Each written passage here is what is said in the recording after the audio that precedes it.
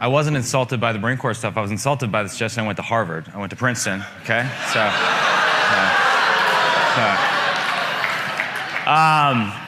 I want to tell you guys a story. I got to keep this under 10 minutes, I've been told, or under 12 minutes. This is a story about a couch. This is a story about a very ugly green couch in particular. On my second deployment to Iraq, I was stationed at a town on the Syrian border called Al-Qaim. And the day my Marines and I arrived, there was a group of Al-Qaeda operatives that snuck across the Syrian border in the middle of the night, and they were dressed in Iraqi army uniforms, and they slaughtered about 50 people in the local village. It was horrible. It was horrible. And I commanded the intelligence team, and so it was my job, even though I just arrived, to figure out what was going on. I was supposed to know more than anyone else what was going on, and so we turned to it day and night. We started trying to track down the terrorists that had done this. And we knew that some of them had gone back to Syria, but some of them had also hidden in the local population. In particular, we knew there was this one guy who was not only involved in this, but involved in a bunch of other attacks before, who was there in the local village. We knew it. We knew with 99% certainty where he was, the house he was in. And we kept going to the house. We kept interrogating everyone who was there. We kept turning over all the furniture, scouring the whole place inch by inch, and yet we couldn't find this guy. It was not only frustrating, it was embarrassing. For the United States military, with all our technology, all our might, we could not find this one guy. And so, more out of desperation than anything else, I went with some of my Marines to that house one last time, and we started talking to everyone there. We started turning everything over and looking inch by inch, and all the women and the children were in this one room sitting on an ugly green couch. I'll never forget this. And something was up. I started talking to him. Something was going on. I couldn't figure it out. I just thought it was my sort of stilted formal Arabic, but something was going on, and I couldn't figure it out, and so I asked them all to leave the room, and I did something that I'm not proud of. I gave up. I sat down on that ugly green couch, and I put my head in my hands, and I just started like swearing in English and Arabic and some language I just made up on the spot in anger. And I thought I'd failed, right? I'm sitting there. I couldn't even do my job. This was my job to figure it out, and I couldn't do it, right? So we apologized to everyone. My Marines and I left, and as we were about to leave the village, we got a call from this guy that we knew who lived there. And he started screaming, "He's in the couch, he's in the couch." I said, there's nothing on the couch. I was just there. He's like, no, he's in the couch. I'm like, what? There's nothing on the couch. And so for the next 5 minutes, I was engaged in sort of a bizarre Iraqi version of Who's On First. Like, he's on the couch, he's in the couch. But sure enough, that bastard was in the couch. You see, we failed to notice that there was a secret compartment in the side of the couch. And every time we went there, this guy hid in that couch. And even though we flipped it upside down, he didn't make a sound, and we didn't notice the panel that you could remove and get inside that couch. And so we got the guy eventually, and all the after-action reports sort of conveniently failed to mention the fact that I had been sitting on said couch just before. I bring this up. George Orwell once said that to see what is in front of one's nose needs a constant struggle. Put differently, to see what's inside the big, green, ugly couch that you're sitting on is hard, right? And we all got them.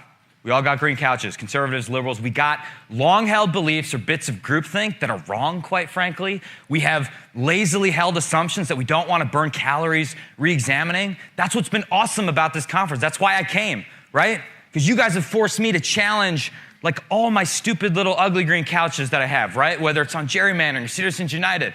Man, I just heard about that judge and sheriff election thing. Now I have to go back and research that. That made too much sense to me. And I thank you for that. That's amazing. We need to do more of that.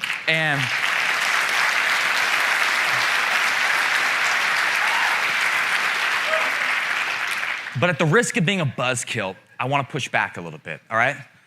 I want to say something potentially unpopular. But let's face it, I'm the token conservative. It's my job to be the buzzkill. Don't be fooled by the fact that I wear untucked shirts. I'm not cool. I want to challenge the premise a little bit, right? So I think we're all sitting on a big, ugly green couch right now. We're all here because we know there's something wrong with our government. And we feel like we have all the tools we need to figure that out and fix it, right? But we just can't quite find it, right? So we go to the house, we create a ruckus, we flip everything over, but it's not there. And so we go and we sit on the big green couch and we say the system is rigged, right? The system is rigged. But what if those 4 words are concealing something beneath that, right? What if there's something else going on? Because after all, while Elizabeth Warren and Bernie Sanders may have popularized that phrase initially, no one has deployed it more effectively than Donald Trump, right? He just gave a speech in Pensacola where he said the system is rigged like 1,000 times. And my concern is that if you allow that to give you an excuse for not conducting some introspection or assuming some responsibility, then it could be dangerous, right? It could be dangerous when Donald Trump says it. It could be dangerous when Elizabeth Warren says it. It could be dangerous when Mike Gallagher says it. It could be dangerous when Jennifer Lawrence says it. I just wanted to say my name in the same sentence as Jennifer Lawrence. But, sorry, I had to do that. What I'm trying to say is that while our system is imperfect in so many ways, right? It can be unfair, it can be manipulated and abused by charlatans on both sides. My God, the system is so fragile. It's America. It's amazing we're still surviving as a country. And it's going to take all of your good ideas and all the good people in this room to ensure that it continues to survive. But to say that it's rigged, I worry, implies something deeper, right? It implies that we have we don't owe the system anything. That we don't have to abide by certain norms and rules of the system, that we can create convenient end runs around the system that will just get us to our preferred policy preference faster than the other guy, or that we can indulge in our worst instincts about the other side.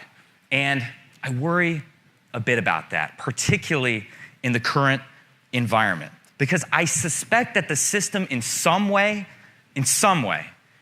is reflecting, it's doing what it's always done. It's reflecting broader trends in our society, right?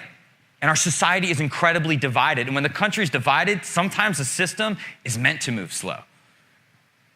Legislation is supposed to fail in Congress. That's a feature, not a bug of the system. So that gridlock, that's frustrating, and I know it's frustrating. I see the problems. I want to solve it and go home to my previous life, right? But that dysfunction, I think, is downstream from broader societal dysfunction. That fracturing in DC is downstream from fracturing that we see in our own communities, right?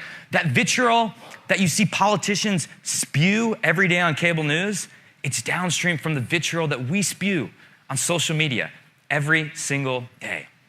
And I'm not suggesting in any way that the reforms you're talking about are not important. They are, oh my gosh, and I stand ready to work with you and take risk politically in order to do so. But I just wonder if the best way to drain the swamp in Washington, D.C.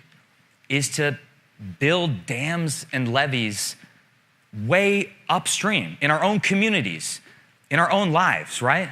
In the systems that should be more important to us, our families, our communities. The best way to unrig the system, I think, is probably just to start with ourselves, with our own conduct, how we engage with other people on social media or IRL, as the kids say. And I've been so excited about how you guys have engaged with me, right? You haven't treated me with hostility, maybe sometimes like a zoo animal, like what's a Republican doing here? I mean, did he lose his way? But it's been awesome, and I've learned so much.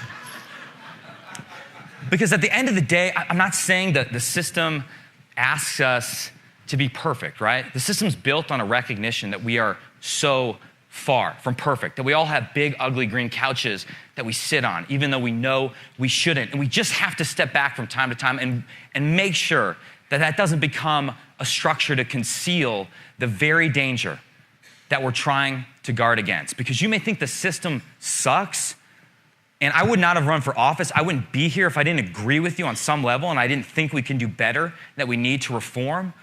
But I've also spent a lot of time in systems that suck way worse than ours, where people would die for just a fraction of what we have in our system, for the privilege of being able to do something like this And it's made me proud to be an American.